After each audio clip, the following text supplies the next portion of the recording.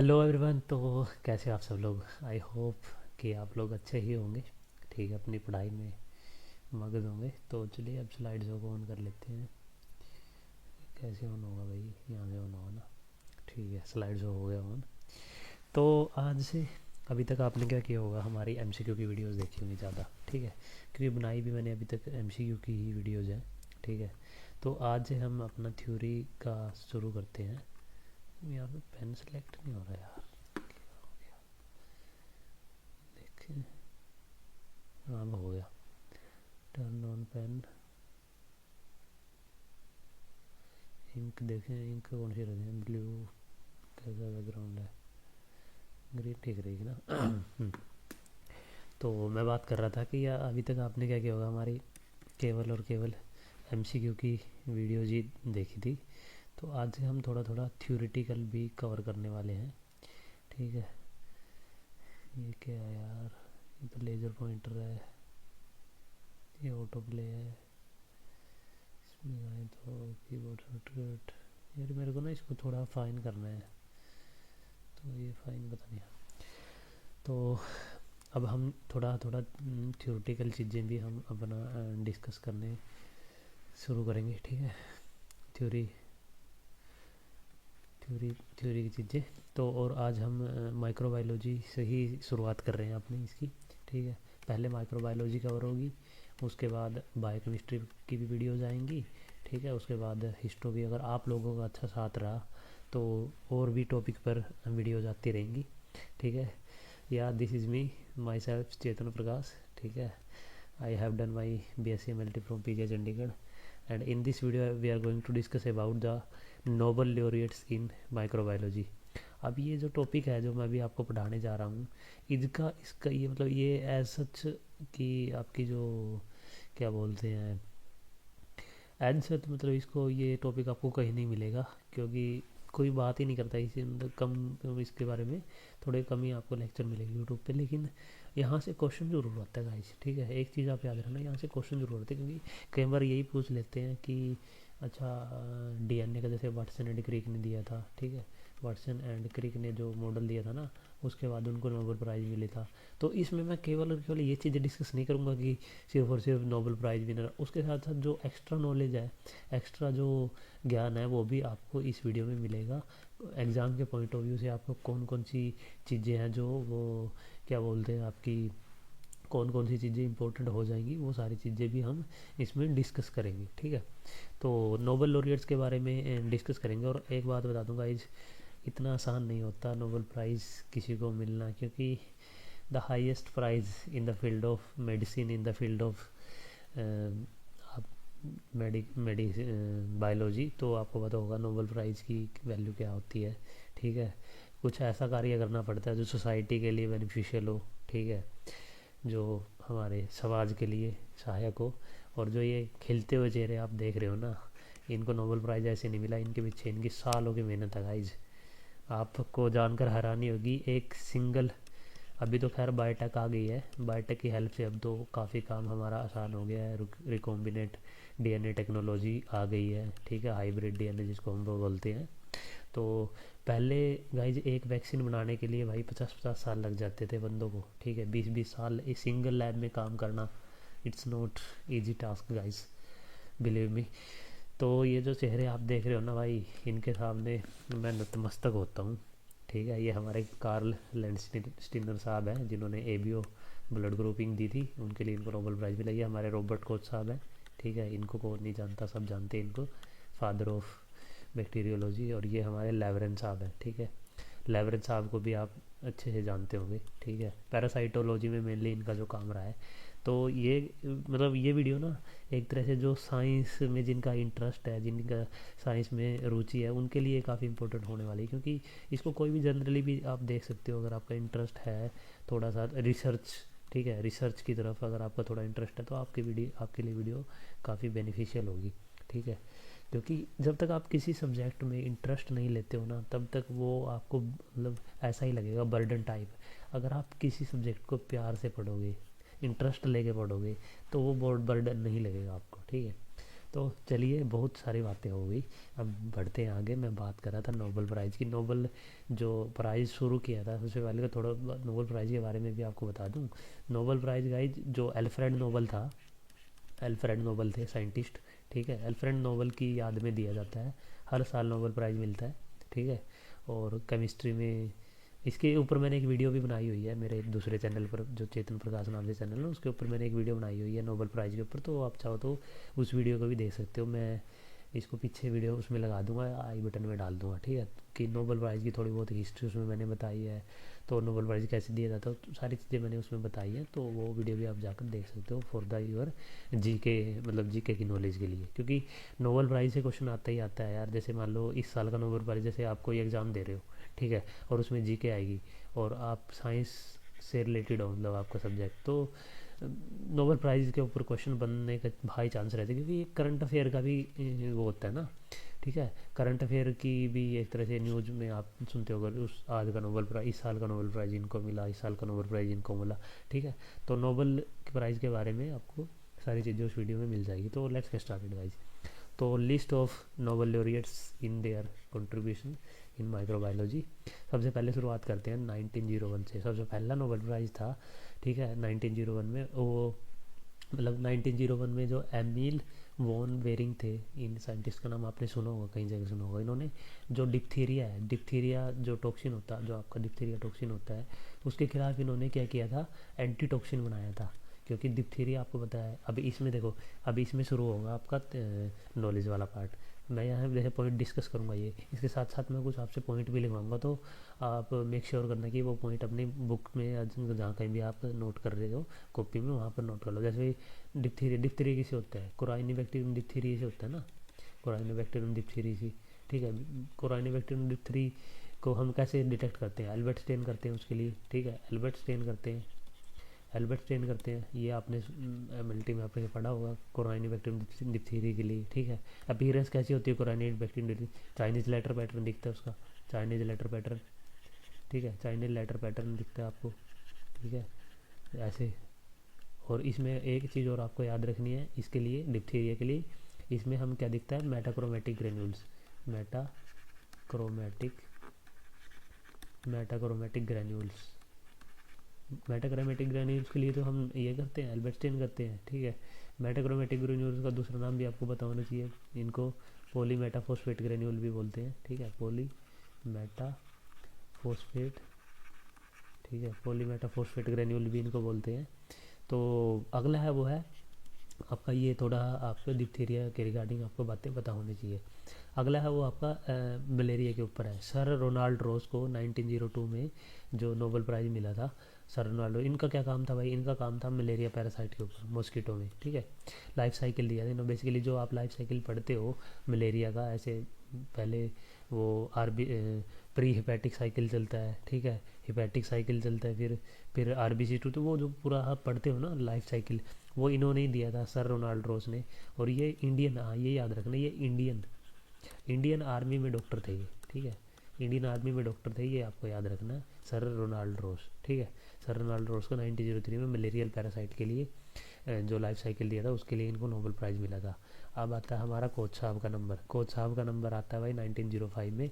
इन्होंने जो टीबी के बैक्टीरिया की डिस्कवरी करी थी। देखो, discovery the causative agent of TB, जो माइकोबैक्टीरियम ट्यूबरकुलोसिस जो बैक्टीरिया है, उसकी डिस्कवरी करी थी, क्यूजेटिव एजेंट था जो टीबी का। उसके लिए रॉबर्ट कोच साहब को 1905 में नोबेल प्राइज़ मिला था, ठीक है। और क्या क्या कंट्रीब्यूशन आपको याद रखने हैं रॉबर्ट कोच के, इन्होंने क्या किया था, इन्होंने सॉलिड मीडिया का कंसेप्ट दिया था। सॉलिड मीडिया, जो सॉलिड कल्चर मीडिया है ना, सॉलिड कल्चर मीडिया का कंसेप्ट इन्होंने दिया था रॉबर्ट कोच साहब ने, ठीक है। ये भी आपको बात याद रखनी है, सॉलिड कल्चर मीडिया का कंसेप्ट रॉबर्ट कोच साहब ने दिया था। बाकी इन्होंने, और इसकी इनकी और भी कंट्रीब्यूशन है, वो हम किसी और वीडियो में डिस्कस करेंगे, क्योंकि इन्होंने कोच पोस्टुलेट्स दिए थे, ठीक है। कोच पोस्टुलेट्स आपने पढ़ा होगा, कोच पोस्टुलेट्स, कोच पोस्टुलेट्स जो कोई भी ऑर्गेनिज्म है, कोई भी डिजीज कोचिंग ऑर्गेनिज्म है, उसके लिए उन्होंने 4 कोच पोस्टुलेट दिए थे, वो भी आपको याद रखना है, ठीक है। रॉबर्ट कोच के बारे में ये चीज़ें आपको ध्यान रखनी है। सॉलिड कल्चर मीडिया का कंसेप्ट दिया था। उसके बाद बात करें तो जो आपका चार्ल्स, अगला है लेवरेंस साहब के बारे में। लेवरेंस साहब के बारे में क्या है, इन्होंने मलेरियल पैरासाइट की डिस्कवरी करी थी, discovery of malarial parasite in unstained preparation of blood, ठीक है। अनस्टेन्ड जो ब्लड की प्रिपरेशन थी, उसमें जो ब्लड का स्मीयर था उसमें इन्होंने मलेरिया पैरासाइट की डिस्कवरी करी थी, ठीक है। मलेरियल पैरासाइट की डिस्कवरी करी थी चार्ल्स एल लेवरेन साहब ने 1907 में, मतलब 1907 में इनको नोबेल प्राइज़ मिला था, ठीक है, डिस्कवरी के लिए, ठीक है। अब बात करते हैं भाई आपका हमारे पॉल अर्लिख साहब पर। पॉल अर्लिख साहब का भी बहुत बड़ा योगदान है भाई माइक्रोबायोलॉजी में, ठीक है। ये सभी के सभी चेहरे हैं ना भाई, इनको मेरा सच सच नमन है। इनकी मतलब इनकी बदौलत ही आज हम इतने सारे पैथोजेंस के बारे में भी पता है, लोगों को बचा पा रहे हैं हम, ठीक है। पॉल अर्लिख जो और मैटकिनॉफ जो मैं पता नहीं प्रोनाउंसिएशन सही ढंग से कर भी पा रहा हूँ नहीं, ठीक है। पॉल अर्लिख एंड मैटकिनॉफ 1908 में इनको मिला था for the discovery of selective theory of antibody formation, ठीक है। इनके लिए इनको नोबेल प्राइज़ मिला था। पॉल अर्लिख ने जो मैजिक बुलेट का कंसेप्ट दिया था, मैजिक बुलेट, ये भी चीज़ आपको याद रखनी है, ये साथ साथ ना लिखते रहो। मैजिक बुलेट का कंसेप्ट दिया था पॉल अर्लिख साहब ने, ठीक है। जो इन्होंने जो वो बनाई थी ना, दवाई बनाई थी ना, सेलवर्सन, ठीक है। सेलवर्सन जो कीमोथेरेपी के फादर भी इनको ही बोला जाता है, पॉल अर्लिख को कीमोथेरेपी के फादर बोला जाता है, ठीक है। Father of chemotherapy Paul Ehrlich. तो ये पॉल अर्लिख का जो थोड़ा सा कंट्रीब्यूशन है वो आपको पता होने चाहिए। सेलवर्सन की डिस्कवरी इन्होंने करी थी, और इनका थ्योरी में भी, मतलब एंटीबॉडी फॉर्मेशन की थ्योरी में इनका काफ़ी योगदान है, ठीक है। उसके बाद इन्होंने और भी बहुत सारी चीज़ें थी बताई थी, ठीक है। टॉक्सिन, एंटी टॉक्सिन ऐसे भी इन्होंने दिया था पॉल अर्लिख, ठीक है। अर्लिख फिनोमेना भी होता है एक, ठीक है, वो भी आप याद रख सकते हो। अगला है वो है भाई आपका चार्ल्स रिचर्ड। चार्ल्स रिचर्ड जी ने हमारा एनाफाइलैक्सिस की डिस्कवरी करी थी। अभी यहाँ से डायरेक्ट क्वेश्चन पता कैसे बनेगा, ऐसे आएगा कि जैसे ये क्वेश्चन बन सकता है सर रोनाल्ड रोज के ऊपर कि लाइफ साइकिल ऑफ मलेरिया किसने दिया था, ठीक है, या ये मलेरिया पैरासाइट की डिस्कवरी किसने करी थी, ये ऐसे क्वेश्चन बन सकते हैं गाइस। या जैसे थ्योरी से कई बार क्वेश्चन आ जाता है, जैसे जर्म थ्योरी किसने दी थी, ये हमारे लुईस पास्टर साहब ने दी थी। जैसे अब इन्होंने पूछ ली selective theory of antibody formation किसने दी है, तो आपको याद रखनी है, ठीक है। उसके बाद यहाँ पे जो एनाफाइलैक्सिस होता है उसकी डिस्कवरी करी थी चार्ल्स रिचर्ड ने 1913 में, इनको नोबेल प्राइज़ मिला था। जूलियस बोर्डेट ने जो आपकी कॉम्प्लीमेंट एंड डेवलप्ड कॉम्प्लीमेंट, जो कॉम्प्लीमेंट फिक्सेशन टेस्ट आपने पढ़ा होगा माइक्रोबायोलॉजी में। कॉम्प्लीमेंट फिक्सेशन टेस्ट होता है जब एंटीजन एंटीबॉडी रिएक्शन होती है, ठीक है, एंटीजन एंटीबॉडी रिएक्शन, फिर कॉम्प्लीमेंट फिक्स होता है, फिर कॉम्प्लीमेंट लाइज करता है आरबीसीज को, ठीक है, या बैक्टीरियल सेल को। तो वो कॉम्प्लीमेंट फिक्सेशन टेस्ट वो इन्होंने दिया था बोर्डेट ने, ठीक है। एक आपने नाम सुना होगा बैक्टीरिया होता है बोर्डेटेला, ठीक है, बोर्डेटेला बैक्टीरिया होता है, वो आपको याद रखना है। बोर्डेट जेंचू मीडियम भी होता है एक बोर्डेटेला के लिए, ठीक है, बोर्डेटेला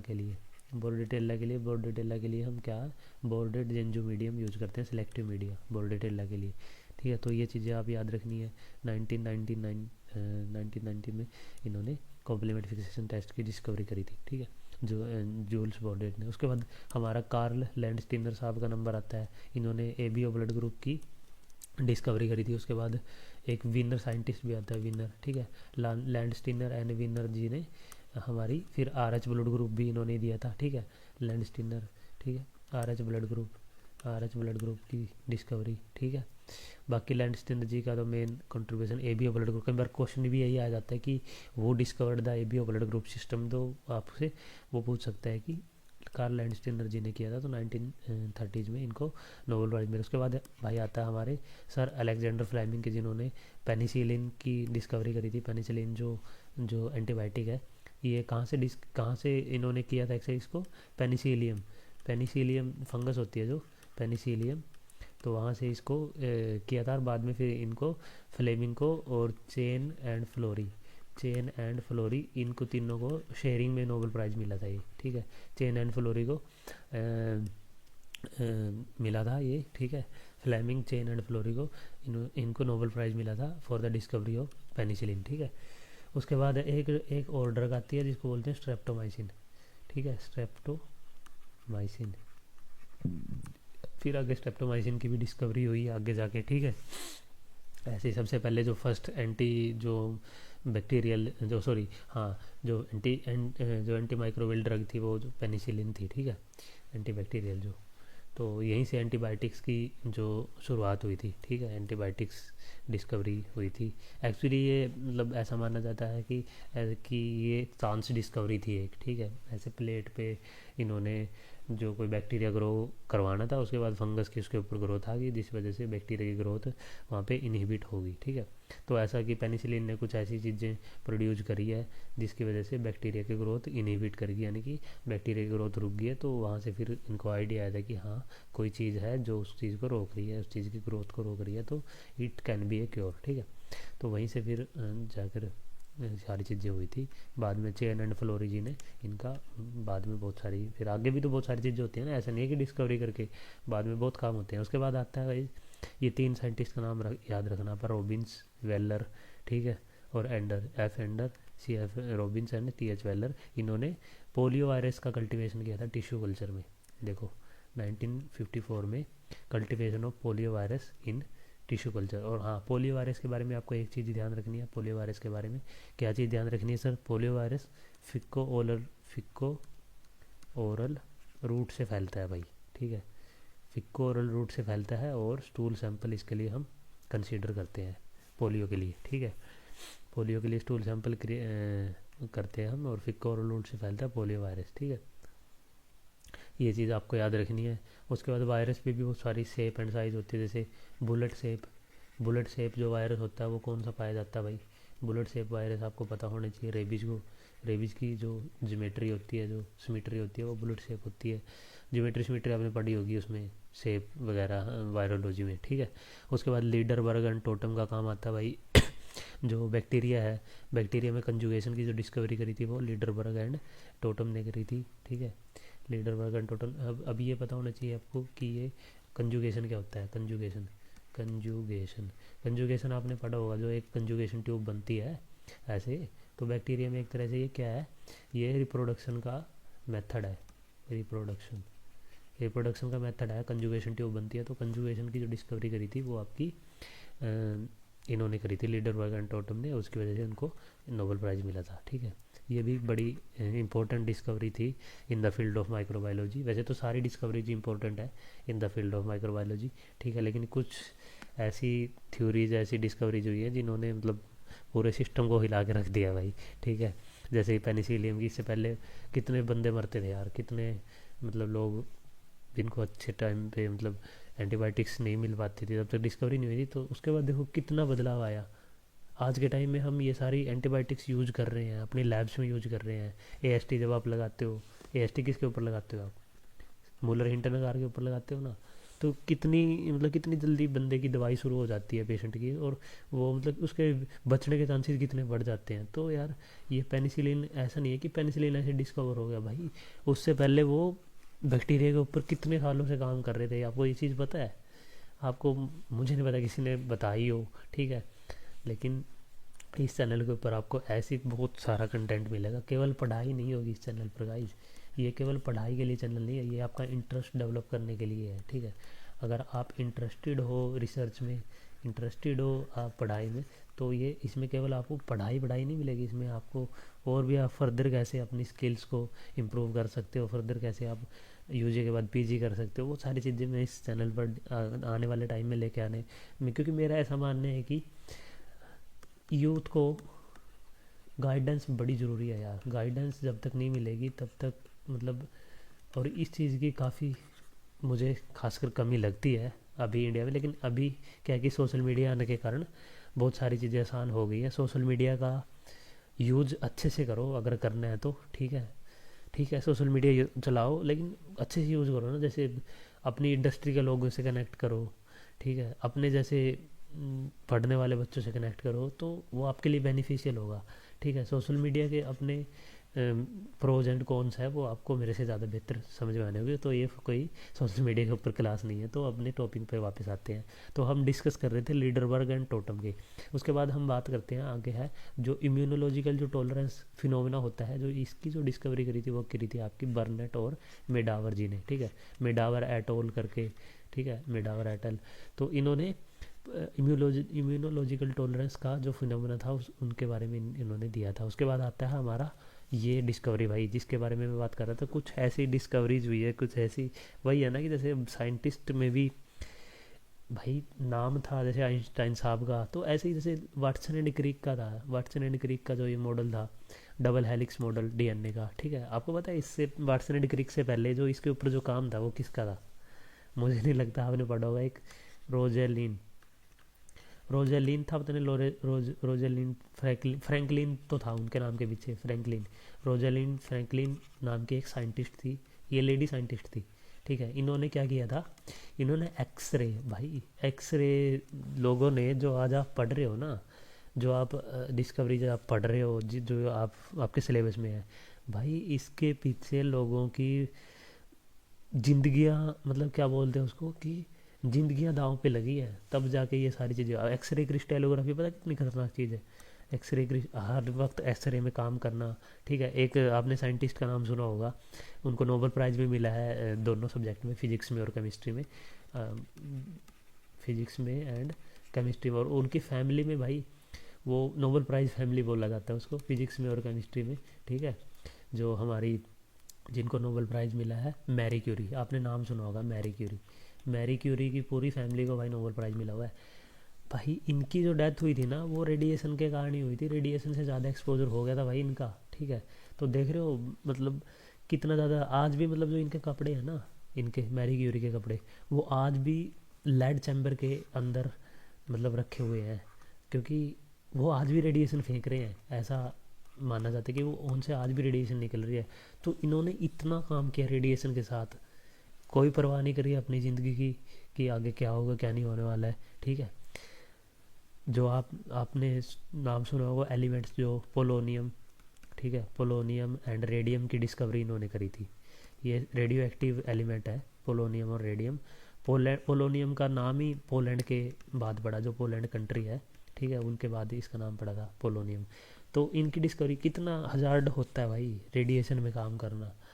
मतलब यार मेरा ना सत सत नमन है इनको भाई, मैं अपना सर झुकाता हूँ इन लोगों के आगे, ठीक है। मेरा सत सत नमन है, मेरा सत सत प्रणाम है इनको, ठीक है। इतने महान जो ये वैज्ञानिक हुए हैं, ठीक है। एक्सरे क्रिस्टलोग्राफी, रोजलिन फ्रैंकलिन, भाई आज लोगों को इनका नाम तक नहीं पता। और भाई ये इनका ऐसा कंट्रीब्यूशन है, उसके बगैर ये ना, ये जो वाटसन एंड क्रिक का मॉडल था ना, उसके बगैर ये भाई हो ही नहीं सकता था, मैं बता रहा हूँ। उसके बगैर ये मतलब इनकी फाइंडिंग से ही इन्होंने फिर आगे ये मॉडल प्रपोज किया था, और फिर बाद में इनको नोबेल प्राइज़ मिला था, ठीक है। तो ये रोजलिन फ्रैंकलिन के बारे में पढ़ना, आप खुद से जाके पढ़ना इंटरनेट पे, तब आपको पता लगेगा। उसके बाद देखो पेटिन रोस जी ने वायरल ऑन्कोजेंसिस में बड़ा ही इम्पोर्टेंट काम किया है। वायरल की वजह से, जो ऑन्कोजेनेसिस क्या होता है, ऑन्कोजेनेसिस क्या बोलते हैं, जो ऑन्कोलॉजी आपने पढ़ा होगा, ऑन्कोलॉजी होती है कैंसर की स्टडी, और ऑन्कोजेनेसिस होता है कैंसर का डेवलपमेंट। ऑन्कोजेनेसिस, देखो जेनेसिस आ रहा है ना, जेनेसिस मतलब होता है फॉर्मेशन या किसी चीज़ का बनना। तो ऑन्कोजेनेसिस, वायरल ऑन्कोजेनेसिस यानी कि वायरस की वजह से जो कैंसर होते हैं, उनकी जो डिस्कवरी करी थी, उसकी वायरल ऑन्कोजेनेसिस फिनोमेना की, वो इन्होंने करी थी। एक गाइस आपको बताऊं, एक आपने वायरस का नाम सुना होगा, वायरस का, Rouse sarcoma virus, Rouse sarcoma virus, आपने पक्का सुना होगा इसके बारे में, ठीक है। राउस सार्कोमा वायरस, ये वहीं से नाम आया है। सार्कोमा क्या होता है? कैंसर होता है, ठीक है, कैंसर होता है, ये आपने पक्का सुना होगा, राउस सार्कोमा वायरस, ठीक है। तो इन्होंने वही वायरल ऑन्कोजेंसिस के ऊपर काम किया था, और ये आगे फिर एक डिजीज़ वायरस का भी नाम इनके नाम के ऊपर पड़ा, राउस सार्कोमा वायरस था। उसके बाद ये इनके नाम पर पड़ा। तो एक मिनट, अगला है आपका, वो है आपका प्रोजनियर ने एक मिनट पीछे चलता हूँ, अभी तो बहुत सारी पड़ी है, ठीक है। तो जो आपका पेटिन रोज आपने देख लिया, ठीक है। उसके बाद हमारे एक इंडियन साइंटिस्ट का नाम आता है खुराना साहब का, ठीक है, डॉक्टर हरगोबिंद खुराना। डॉक्टर हरगोबिंद खुराना ये इंडियन थे, ठीक है, इंडियन बोर्न थे। बाकी इनको फिर बाद में जाके ये मतलब फ़ॉरेन शिफ्ट हो गए थे, ठीक है। उसके बाद ही नोबेल प्राइज़ में इनका नाम आया था। नीरेनबर्ग, खुराना और हॉले, इन्होंने जेनेटिक कोड की डिस्कवर करी थी। जो जेनेटिक कोड होता है ना, ATG, जो पूरा एक जेनेटिक टेबल है, वो जो +2 मेडिकल की जो बुक है उसमें दी हुई है, जो मोलिकुलर बेसिस ऑफ इनहेरिटेंस वाला चैप्टर है उसमें दी हुई है। तो ये जेनेटिक कोड की जो डिस्कवरी करी थी वो इन्होंने ही करी थी, ठीक है। हॉली, खुराना एंड नीरेनबर्ग ने, ठीक है। उसके बाद इनको नोबेल प्राइज़ मिला था। एक बार वीडियो देखते हैं यार, कितनी यहाँ से करें ऑफ, देखें कितनी बड़ी हुई है, होगी 25 मिनट की तो, ठीक है। तो मैं सोच रहा था यार, अभी तो एक स्लाइड और पड़ी है, उसके बाद यहाँ है। तो मैं सोच रहा था कि चलो इसको नेक्स्ट जो चीज़ें हैं वो अगली वीडियो में डिस्कस करना तो सही रहेगा, मुझे लगता है। इसमें कितना, अभी तो बहुत पड़ा ना। हाँ, या इस वाले पेज को एक बार कर लेते हैं ना डिस्कस, ठीक है। उसके बाद नेक्स्ट वीडियो में, क्योंकि काफ़ी लंबी वीडियो होगी ना, 30 मिनट की होगी है। तो मैं बात कर रहा था खुराना साहब की, ठीक है।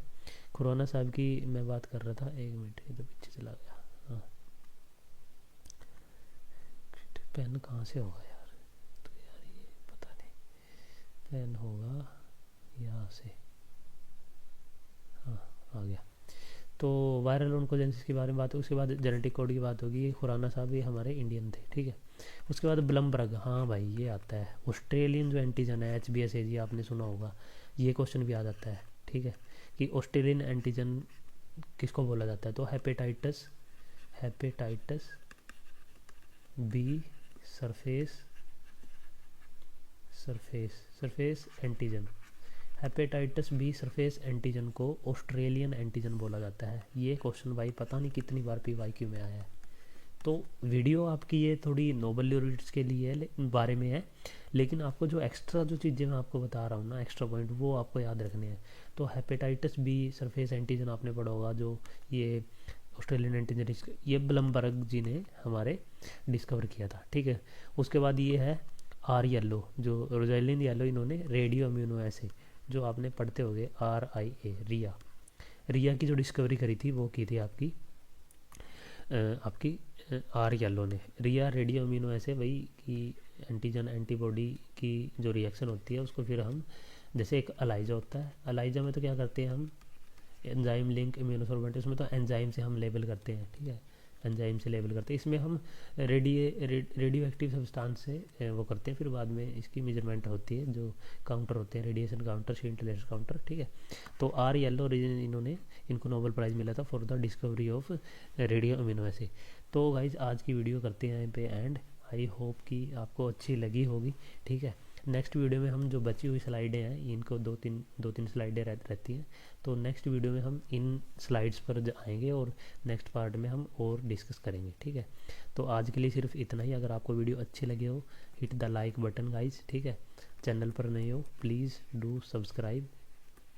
अगर आपको कंटेंट हेल्पफुल लग रहा हो तो प्लीज़ डू शेयर भी आप कर सकते हो।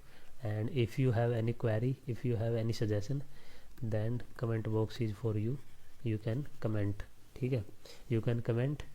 फिर भी अगर कोई डाउट रह जाता था, ठीक है, इंस्टाग्राम की मेरी जो ये प्रोफाइल है, इस पर जाकर आप ही मेरे को फॉलो कर सकते हो, ठीक है। मेरे को फॉलो कर सकते हो वहाँ पर, और अपनी क्वेरी को DM कर सकते हो, ठीक है। तो इंस्टाग्राम पर आप मेरे साथ कनेक्ट कर सकते हो, ये नीचे ID दी हुई है, यही मेरी ID है। और उसके बाद ऑफिशियल एक, मतलब जो हमारा लैब टॉनिक है, लैब टॉनिक का भी हमारा इंस्टा हैंडल है, तो उसको भी आप चाहो तो फॉलो कर सकते हो। वहाँ पर मैं इम्पोर्टेंट चीज़ें वहाँ पर मैं पोस्ट करता रहता हूँ, लाइक टेबल जैसे टेबल पोस्ट कर देता हूँ कई बार, रील बना के क्वेश्चन ऑफ द डे, ये आपको बता दूँ, रील मिल जाएगी आपको डेली एक, ठीक है, क्वेश्चन ऑफ द डे करके। डेली मैं आपको एक क्वेश्चन बताऊँगा और आपको वो कमेंट करना है। तो ये मैंने अभी शुरू किया है अपने इंस्टा हैंडल पर, ये जो हमारा लैब टॉनिक का इंस्टा हैंडल है उस पर मैंने अपना शुरू किया है, ठीक है। बाकी फेसबुक पर अगर आप भाई एक्टिव हो तो फेसबुक पर भी आप हमारे साथ कनेक्ट कर सकते हो। This is the our account and subscribe कर दीजिए अगर नहीं किया तो। और ये हमारा बायोरस करके यहाँ पर ये ID है, ये हमारा टेलीग्राम का चैनल है। टेलीग्राम पर अगर आप लिखोगे लैब टॉनिक तो भी आपको मिल जाएगी, इसी पेज पर आप पहुँच जाओगे। तो guys stay connected with us and पढ़ते रहिए। और साइंस में जिनकी भी रुचि है उनके लिए तो काफ़ी अच्छा कंटेंट अभी आने वाला है चैनल पर।